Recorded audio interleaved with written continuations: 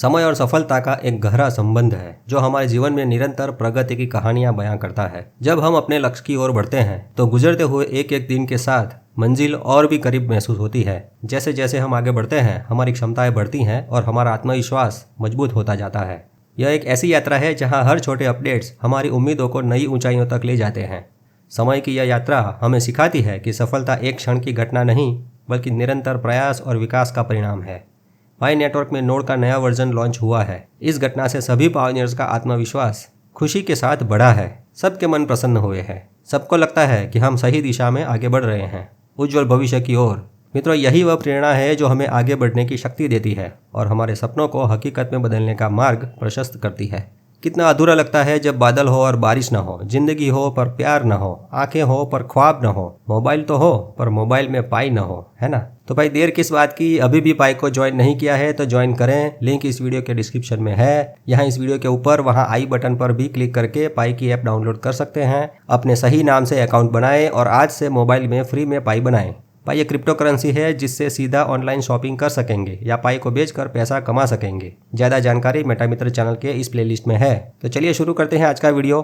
दोस्तों, आज के वीडियो में टेस्टनेट 2 के अपडेट्स के बारे में जानेंगे और साथ में एक दिलचस्प चीज देखेंगे कि भाई पाई के ब्लॉक एक्सप्लोरर में $, क्या कर रहा है। परंतु पहले वेलकम। वाह। पाई के मुख्य स्क्रीन पर लिखा है पाई नोड वर्जन 0.5.0 रिलीज कर दिया गया है। ये नोड का अपडेट मिननेट ब्लॉकचेन के लिए सभी नोड्स को पहले से तैयार करने वाला एक मेजर अपडेट है। यह अपडेट नोड्स को टेस्टनेट 2 ब्लॉकचेन में ले जाएगा। टेस्टनेट 2 लगभग मिननेट जैसा ही एनवायरनमेंट है जो टेस्टनेट और मिननेट ब्लॉकचेन के बीच स्विच का टेस्टिंग करता है। मूल टेस्टनेट अभी एक्टिव रहेगा लेकिन नोड में टेस्टनेट बंद हो जाएगा। कहीं किसी एक दो सर्वर में ये चालू रखेंगे। ये टेस्टनेट पायोनियर्स के लिए तो चालू ही रहेगा। याद है पाई के वॉलेट में वो 100 पाई टेस्टिंग करने के लिए दी जाते हैं, मतलब वो डमी पाई। वो आप टेस्टिंग के लिए सेंड रिसीव करने का ट्रांजैक्शन सीखने के लिए चालू रख सकते हैं। इस आर्टिकल में लिखा है हमें पाई नोड वर्जन 0.5.0 रिलीज करते हुए बेहद खुशी हो रही है। मिननेट के लिए नोड्स को तैयार करना है, इसलिए नोड्स अब नई टेस्टनेट 2 ब्लॉकचेन पर काम करेंगे। टेस्टनेट 2 एक तरह से मानो मिननेट ही है। पाई के नोड में टेस्टनेट 1 ब्लॉकचेन को कुछ ही समय में बंद किया जाएगा। सिर्फ टेस्टनेट 2 और मिननेट का ऑप्शन दिखेगा। टेस्टनेट 2 और मिननेट ऑप्शन को सिलेक्ट करने की एक स्विच रखी है। स्विच की मदद से फ्यूचर में बनने वाले नए फीचर्स अच्छी तरह से काम करेंगे कि नहीं उसका टेस्टिंग आसानी से कर सकेंगे। मतलब पहले टेस्टनेट 2 सिलेक्ट करके नए फीचर्स को चेक करो। अगर कोई प्रॉब्लम नहीं आता है तो मिननेट में लॉन्च करो। ये डेवलपर्स के लिए है। बिना चेक किए नए फीचर को ओपन मिननेट में लॉन्च करना जोखिम भरा होता है। वो क्या है, कोड में कोई छोटा मोटा बग रह जाता है तो पूरे नेटवर्क को इफेक्ट कर सकता है। नोड में ब्लॉकचेन वाला हिस्सा ओपन सोर्स रहेगा। गिटहब वेबसाइट पर सब कुछ क्लियर करके इसको सुव्यवस्थित करने की प्रक्रिया हो रही है ताकि ओपन सोर्स कोड के साथ आगे बढ़ा जाए। पाई की टीम गिटहब वेबसाइट पर सभी प्रॉब्लम्स या बग्स का लिस्ट ओपन रखेगी ताकि कम्युनिटी के मेंबर्स अगर चाहें तो उसके सॉल्यूशंस बना सकें। आइए कुछ दिलचस्प चीज़ें देखते हैं इस टेस्टनेट 2 ब्लॉक एक्सप्लोरर में, मज़ा आएगा।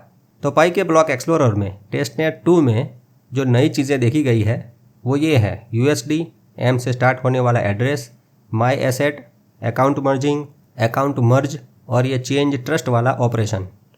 एक एक करके इन सब के बारे में जानेंगे। पाई के ब्लॉक एक्सप्लोरर के मेनू में यहाँ कहीं पर भी एसेट का मेनू नहीं है। जिस प्रकार etherscan.io वेबसाइट में टोकन्स की लिस्ट दिखती है, टेलर के ब्लॉक एक्सप्लोरर में भी एसेट्स दिखती हैं। उसी प्रकार पाई के ब्लॉक एक्सप्लोरर में एसेट की लिस्ट नहीं है क्योंकि उतनी डिजिटल एसेट अब तक बनी नहीं है। परंतु हाँ, फ्यूचर में यहाँ एसेट नाम का मेनू देखने को मिल सकता है। स्टेलर पर फिर से चलते हैं। स्टेलर ब्लॉकचेन पर USD बना है। जिसने बनाया है उस एंकर का नाम देख सकते हैं। तो ठीक उसी तरीके से जो भी कंपनी पाई की ब्लॉकचेन पर डिजिटल एसेट बनाएगी वो सब एसेट इस प्रकार से दिखेगी।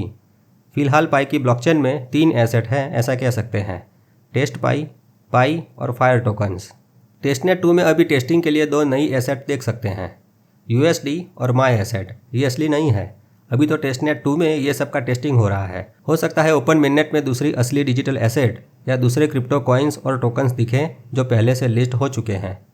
पाई की ब्लॉकचेन पर बना हुआ असली स्टेबल कॉइन USDT भी देखने को मिल सकता है। तो ये USD दरअसल वास्तविक दुनिया की करेंसी $, नहीं है बल्कि ब्लॉकचेन टेक्नोलॉजी से बना एक क्रिप्टो टोकन कह सकते हैं। स्मार्ट कॉन्ट्रैक्ट्स और ब्रिजेस से बने हुए कॉइन्स फ्यूचर में देख सकेंगे। WBTC यानी wrapped bitcoin, wrapped Ethereum, Ton coin, XRP, Solana सभी पाई के साथ इंटरऑपरेबल बन सकते हैं। USD और माई एसेट एक उदाहरण के नाम है। इस प्रकार के टोकन्स बनवाने के लिए पाई के साथ जुड़ना पड़ेगा। उसके लिए ही तो पाई ने वो पार्टनरशिप प्रोग्राम इंट्रोड्यूस किया था, याद है? अभी भी पाई की वेबसाइट पर देख सकते हैं। तो जो कंपनियां अपने स्टेबल कॉइन्स, टोकन्स, NFT या कोई भी डिजिटल एसेट पाई की ब्लॉकचेन पर क्रिएट करना चाहती हैं, उनको पाई में पहले एंट्री यहाँ से लेनी पड़ेगी। ज़्यादा डिटेल्स इस वीडियो में देख सकते हैं।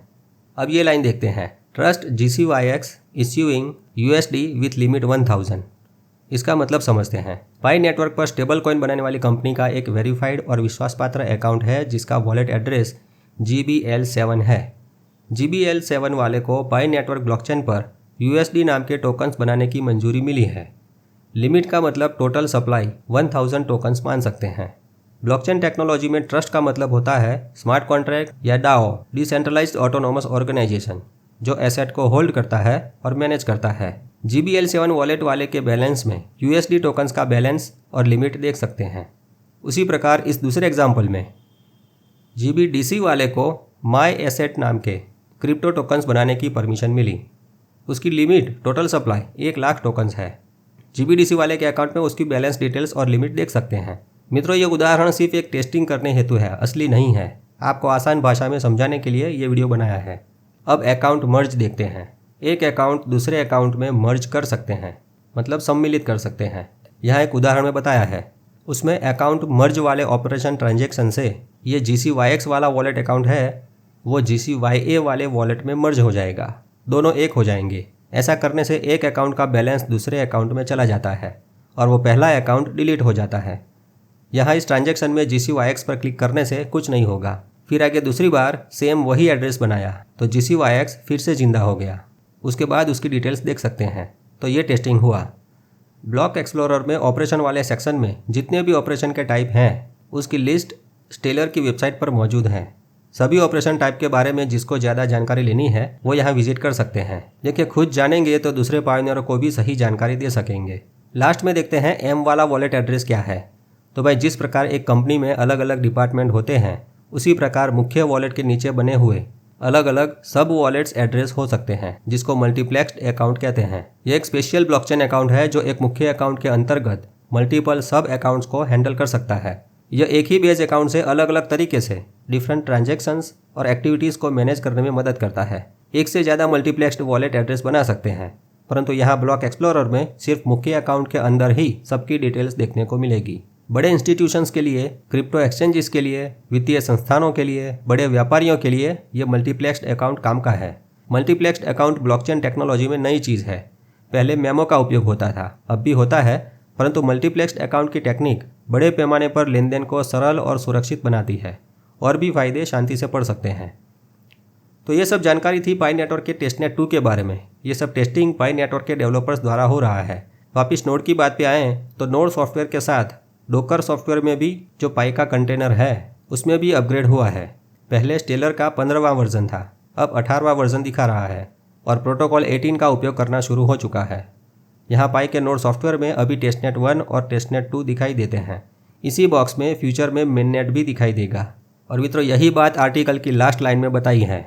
उज्जवल भविष्य की ओर देखते हुए हम मेननेट के लिए नोड तैयार कर रहे हैं, मानो जैसे एक बड़ा हाईवे का रोड तैयार कर रहे हैं। उस रोड पर पाई का एरोप्लेन पहले दौड़ेगा और तेज रफ्तार पकड़ के उड़ेगा।